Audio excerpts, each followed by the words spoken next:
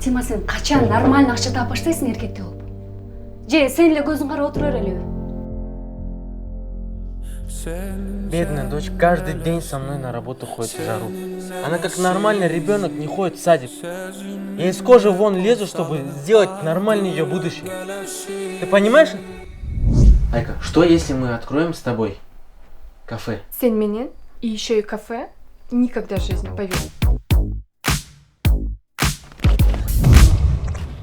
Дима, руку жейтіп отыр. Бывший, что ли? Бывший.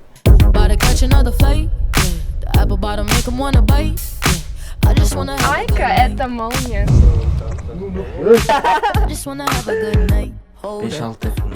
Бош отанда мен өзім тазайын. Просто деньга.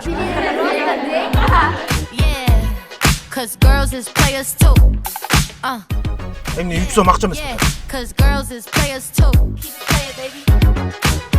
6 секунд идет освежитель барни, морская бриз. Как обычно. Новые друзья, но вот это вот ощущение жизни чистым листом. Жизнь с чистого листа? Пацаны, вызывайте скорую, сейчас будет пациент.